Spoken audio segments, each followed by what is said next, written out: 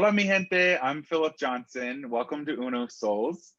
And I'm your producer, introducing Brigida Toruño.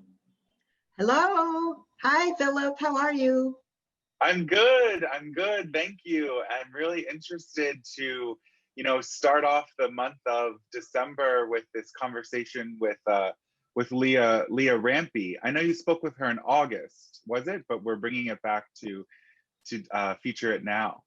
That's right. Yeah, I have known Leah Rampy for about 26 years or so. It's been a long time. We met at Fannie Mae, and she is a fantastic person. That's so great. Her history of what she's done with her life up to this point is just so fascinating. So many different roles and businesses that she started, and just her general sort of approach to living in the world around her. I think there's so much to be contemplative and learn from the discussion. Exactly, Philip. Yeah, you really captured it.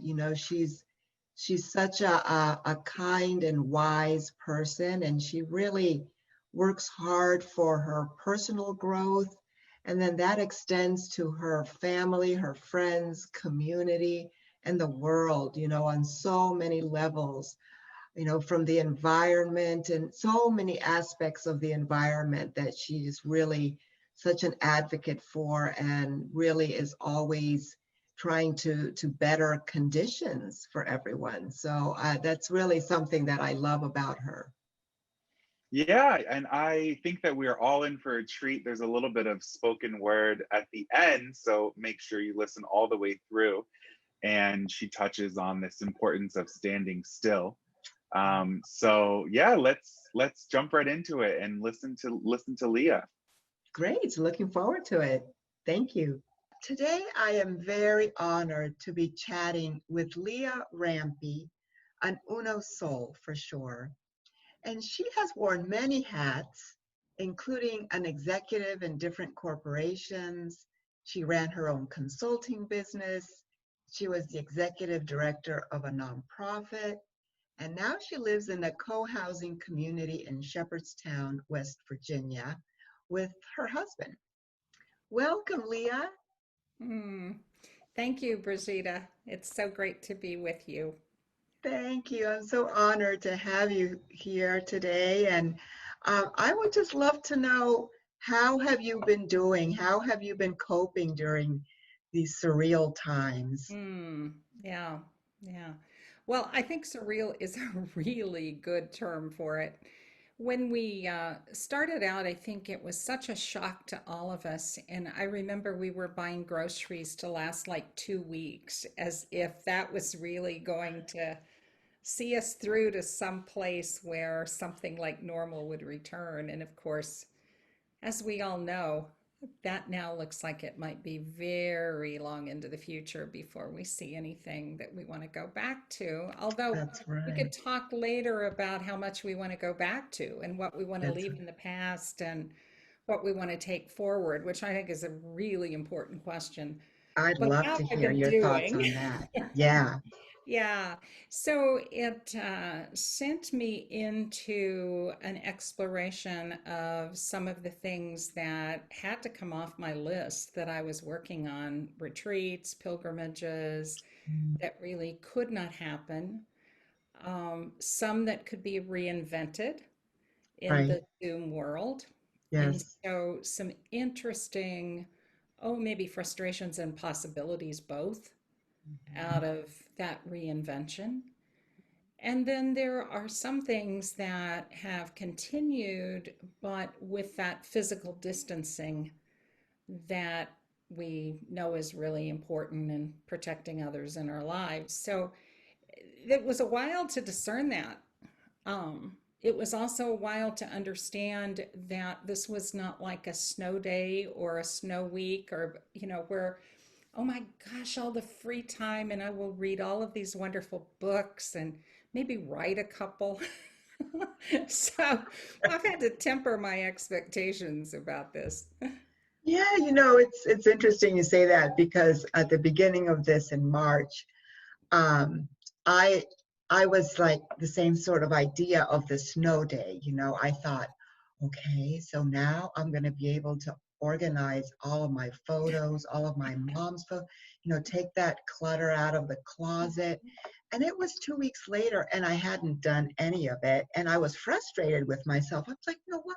And then I realized I've been working, that whole time. I'm very fortunate that the business, was very busy during that time. And so, of course, I mean, where was I going to suddenly find that extra time? Right.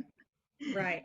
We have to have a lot of generosity with ourselves, I think, about that because there's lots of shoulds that leap Exactly. right into mind of things we Yeah, should be doing. And oh, by the way, maybe saving the world, you know? that's So, right. That's right. Yeah, yeah, exactly. So yeah, I always remind myself to be gentle with myself. mhm. Yeah.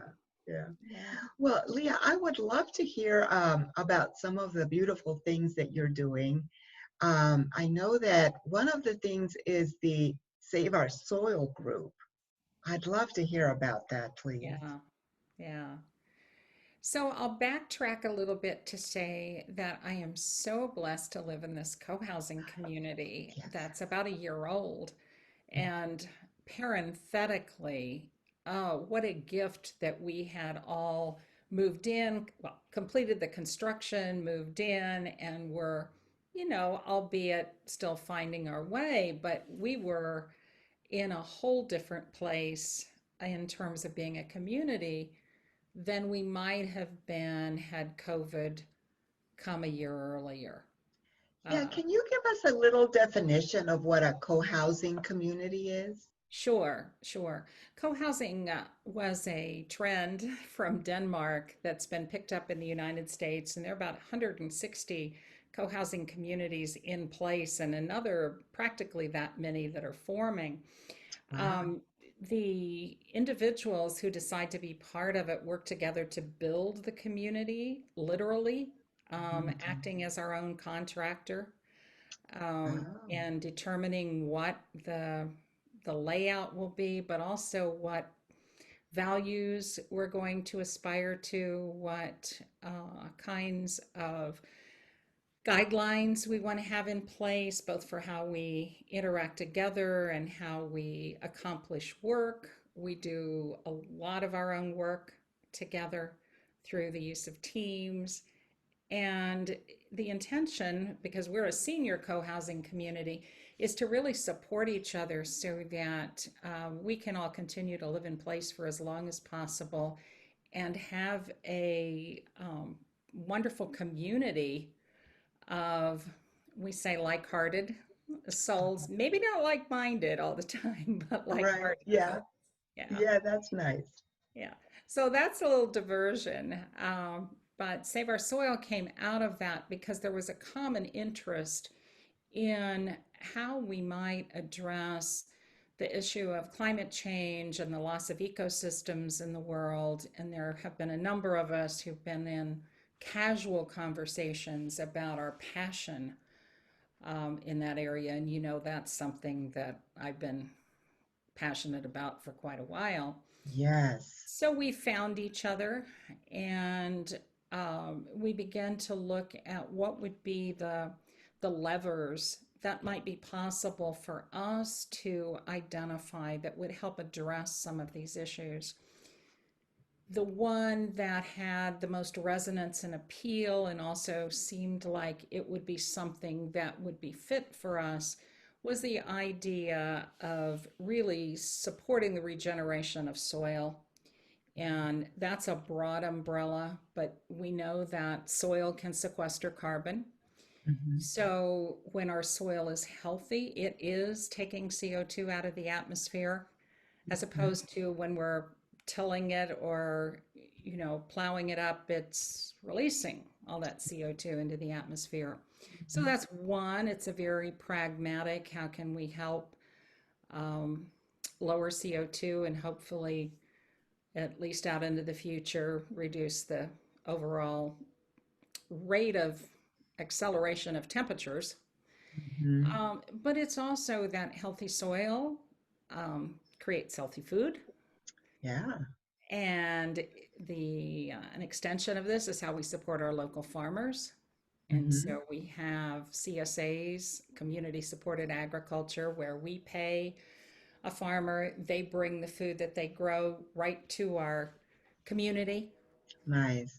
Yeah. So we get a lot of fresh greens. We have a wonderful local farmers market that's here weekly, and we actively Mm-hmm. support them. We have a farmer who brings meat. We have a lovely little community market that's about I don't know, the equivalent of walking 3 blocks to get there, and they locally source their food. So we're really trying to support that food, reduce our waste, um, which could come from, the food traveling across the US, but also, I don't know, the clamshell plastic that your lettuces generally come in.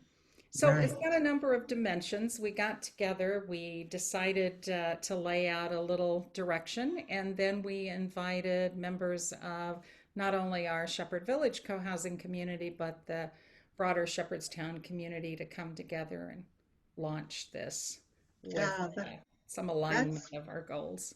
Yeah. that's great. But so you do have gardens there in the co-housing Oh, development? yeah. A Yeah. vegetable, lots of vegetable gardens?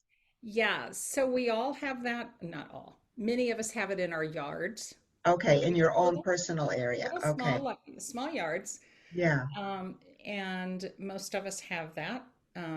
David and I have been experimenting with straw bale gardening this year. Oh, okay. I'm not sure what that is.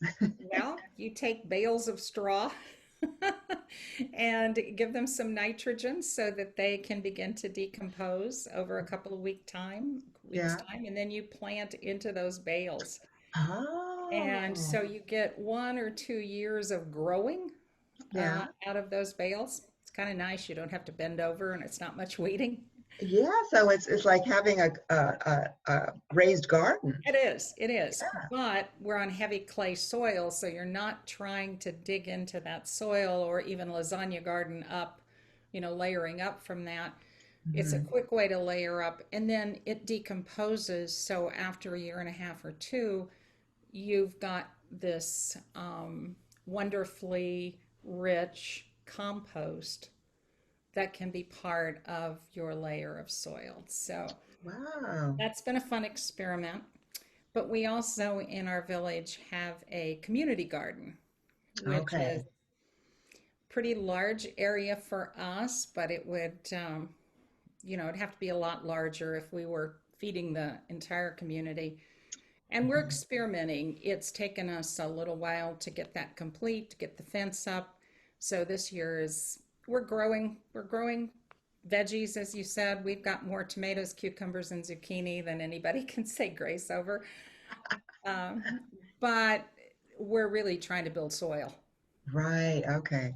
Yeah. Okay. So that future years out we'll have better places and Okay. experimenting with what kind of plants like to grow here. Great. Yeah. Yeah. And how wonderful, like all of that is out in nature, it's outside.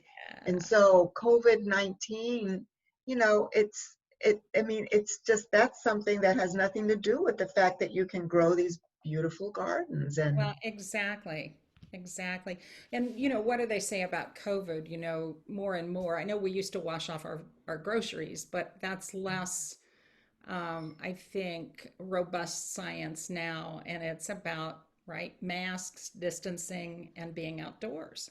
that's right. And that's the lovely part about being in a community like this. You can't be in your yard without seeing other people walk by. You can't be down in the community garden without being in conversation with others.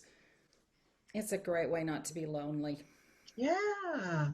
Yeah. Yeah, that's a very good point. And I've been reading a book by Dr. Vivek. I'm going to say I should have brought the book with me. Marthy. He was the 19th Surgeon General Mm. under President Obama, and it's called, I believe, Together, and it's about loneliness. And it's something that he has studied through college, through his work, and it's just a really, really good book. Um, trying to, where he pinpoints the areas where people fall into the loneliness, which then takes them into, depression and anxiety and that sort of thing. And I think that you're just absolutely doing the right thing in terms of that, to Yeah. sort of be able to age in place together with, I like what you said, like-hearted people.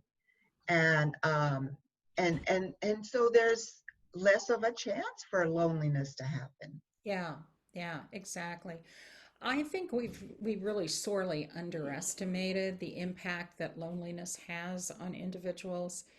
And we just, for a long time, didn't realize you could die of loneliness.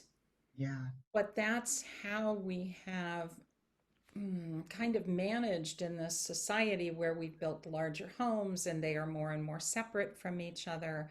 And there are less of neighborhoods than Mhm. maybe what some of us had growing up in small towns. It's it's an epidemic Yes. that we haven't really realized, and for many people, it's heartbreaking because COVID is laid over the top of that. Right. Exactly. Yeah, it's just added another layer of complication, to Mhm. people who are not used to going out to, to figure out, how do I interact socially, and right now it becomes even more complicated Yeah, to interact socially. Yeah. right. I live by myself, and but I feel like I have used a lot of coping tools that I've picked up along the my route.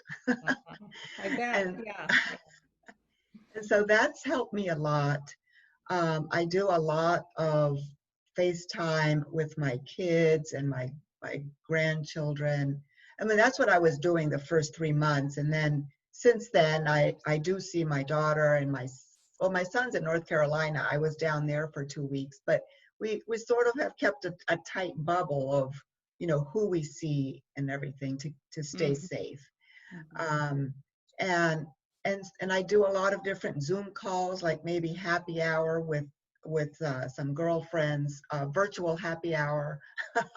Yeah, And I mean, everything went to Zoom, so my yoga class is on. So I keep yeah, really busy in addition to how I am uh-huh, working. So uh-huh. Yeah, yeah, exactly, exactly. yeah, yeah. Well, Zoom certainly came along just in time, didn't it? It did. It really did. And I was really excited about it again when this first happened. And I, again, it just brought that connection. But what I was realizing is that after like 7, 8 hours of a work day and Zoom calls, I was exhausted. And I thought, why am I exhausted? I haven't driven anywhere. I haven't left. How could this be? But then reading about it, there's definitely an issue with the cognitive dissonance that happens, right? Where the body language, like you're looking for the signals, your brain is like, okay, I see somebody, I hear them, but I don't sense them around me. And I may be explaining that wrong, but that Yeah, was the Brigida's explanation of it. So your brain works harder, I guess, right. so you get more tired. Yeah, I think that's absolutely true. And my understanding of it is too that, the bulk of the way we understand what someone is trying to communicate to us is through nonverbal communications.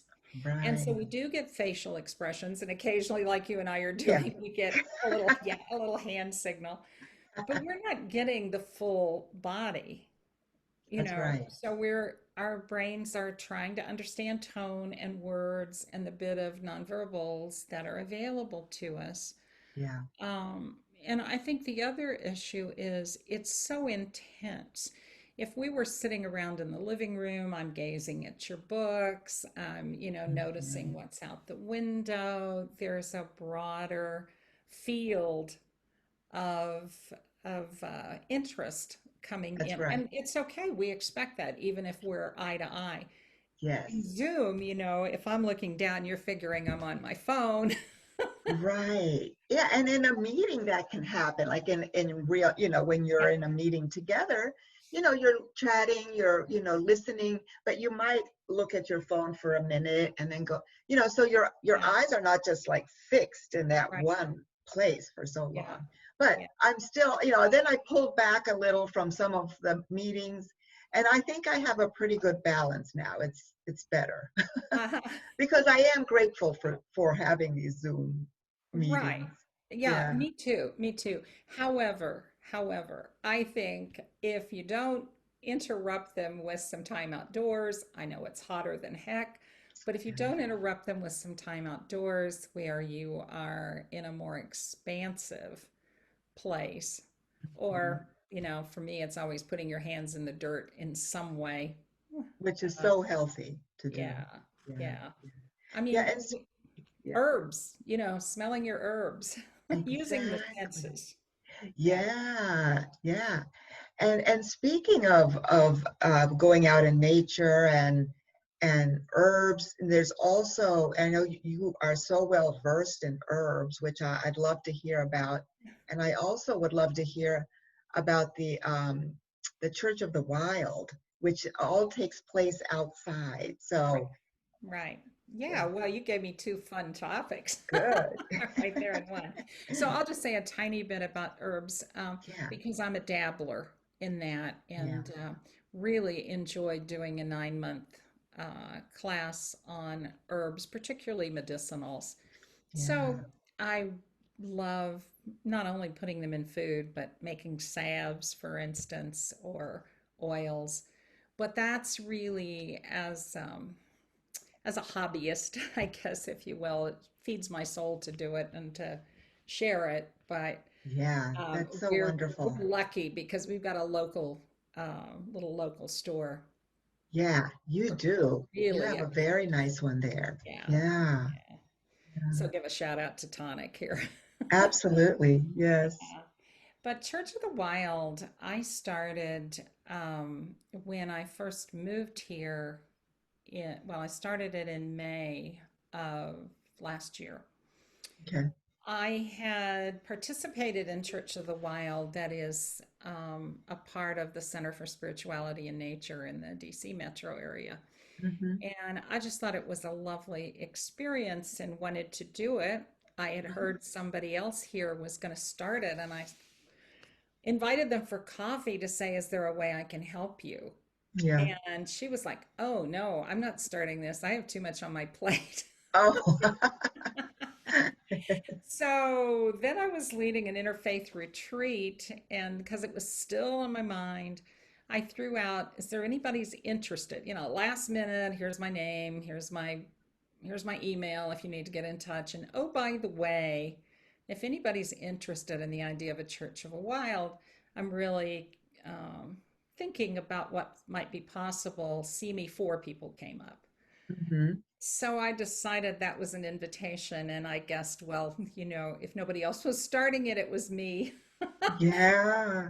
Yeah. So the intent is to invite people to spend time in the outdoors as a way to connect to the sacredness all around us and the sacredness within the whole living earth. So we meet once a month Hmm. somewhere outside. Yeah. We're lucky to have a few people who will, I don't know, bring flutes or guitars or whatever, but it's not about singing. That's Or just, drums. or drums. Absolutely. Not about singing or drumming. That's a little bit of what we do to kind of set the mood. We might read a few poems or say a few words about the themes, but what I like to say is that kind of the key piece of it is our 30-minute silent walk in nature. Yes. Of course, it doesn't have to be a walk. You could simply sit in your chair, but it's to really connect to this living world that's all around us and to sink into that.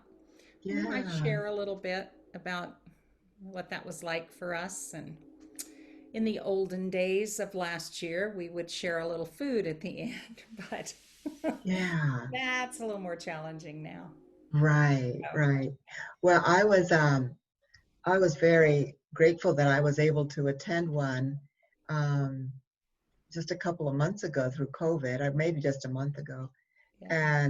And I had always wanted to attend, and I had heard about the one in the DC area a few years ago. I'm not sure when they started, but I was never able to go because I think they go to Great Falls and things like that, Yeah. right? Yeah. Yeah. And so so I was so grateful to be able to go and to see you from a social distance spot. But it was so nice, and it was nice to be in nature and to be contemplative, you know, to just have that moment of being with like-minded people and listening to inspiring stories and just having that quiet moment Mm-hmm. that was shared. So I really enjoyed that. Yeah. So Yeah. thank And you for that. I think people are hungry for that kind of connection, especially in these COVID days. And the nice part about having always been outdoors is we really can create, you know, it's all bring your own chair anyway. So we really can set up a much larger space for people to, yeah, to Yeah, social. I don't like social distance. I try to say physical distance. I like that. You're right. Yeah. Yeah, Well, interacting socially, you know, being close exactly. socially, but not physically. Sorry That's for the right. dogs barking in the background. No, no, no problem. They wanted to be heard. That's right. That's right. He Yeah, said how much he likes the Church of the Wild. that's right. Gets us out of the house. Yeah. That's right. Yeah. Yeah. Well, I just really admire you so much, Leah. I've known you for a number of years, and you're just a very inspirational person. Oh, And you know, you're always. I feel like I learned so much from you, and I have seen you as a mentor. And you probably have mentored me. I think when I started Uno Translations, it's going to be 22 years. it's hard to believe. I know. I was so grateful that you mentored me to be able to set a good foundation for that business, and here we are 22 years later. So thank you. Yeah, well, you are most welcome, Brigitte, and you know this is a mutual admiration little Oh, duo here. So I admire what you're doing and what you stand for, and what a wonderful idea to create this series of conversations that you know, we hope it offers a little bit to people listening, but it also um, even in the conversation invites the people you're talking with like me to listen more deeply too. So grateful oh, for that. Thank good. you. Thank you. Yeah. I would be honored if you're open to it to possibly um, read us a poem or lead us in a little contemplative prayer if you're open to something like that Ah, as we close. sure, sure.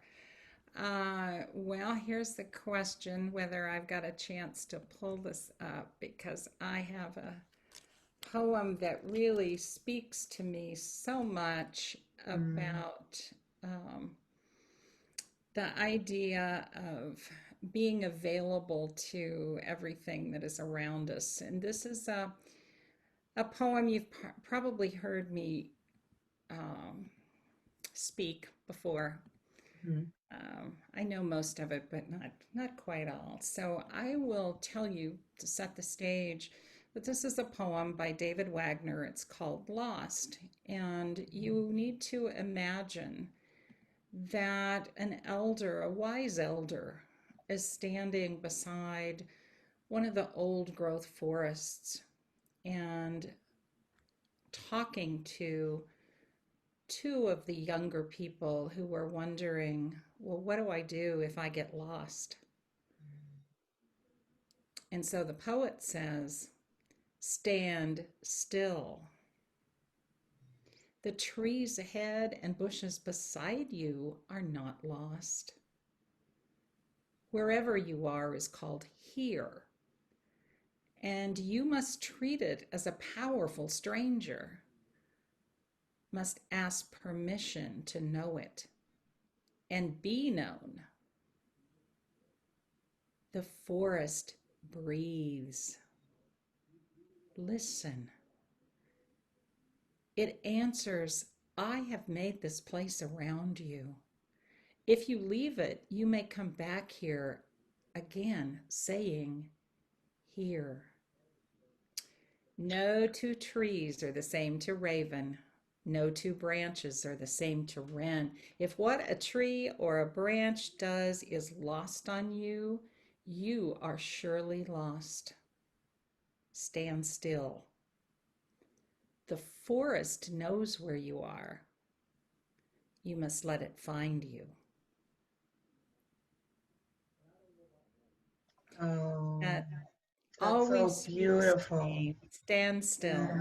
Yeah, Stand still. it's such an important message right now through all of this. I mean, forever it's been an important message, but it's just imperative right now to be able to have those moments of Yeah. stillness Yeah. to really to really understand yourself and others around you. That's Yeah. Yeah. beautiful. Thank you so much. Yeah. And as we said before, to take our whole selves outside, to take all of our senses with us Hmm. out into the natural world so we can hear Yeah, the forest speak. yeah, yeah. Could you please leave us with some words of wisdom? Well, I think everybody has their own wisdom. So it's a matter of quieting ourselves to listen for that, for what's being given.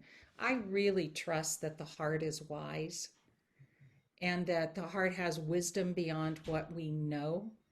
So the mystics of old that talked about mind and heart, Yeah, or the spiritual heart, or sinking into the heart, that is deep, deep wisdom, and is an invitation always for us, but particularly in times of stress, in times where we cannot figure it out. And our tendency is, when we cannot figure it out, to try harder. And I've got to think about it, and I need to know what I'm supposed to do. And I don't know if I should do this, and I'm not sure. And we get in that hamster wheel of thinking that only at best, it only gets us an iteration of where we are. yeah. The transformative piece is a heart piece, always. It's always Mhm. a heart journey, in my Yeah, experience. Yeah. that's So beautiful. Thank stand you so still. much. Exactly. Stand still. Yeah. That's right. That's right. Thank you so much. I'm so grateful that we got to chat, and Me I too. honor the light in you. And I and you, Brigitte. It is always, always wonderful to be with you. Yeah. Thank you. Thank you, dear Leah. Yeah. Talk to you soon. Bye-bye. Yes. Bye bye. Wow, what a great chat with Leah. Yes, it was wonderful. I really enjoyed it.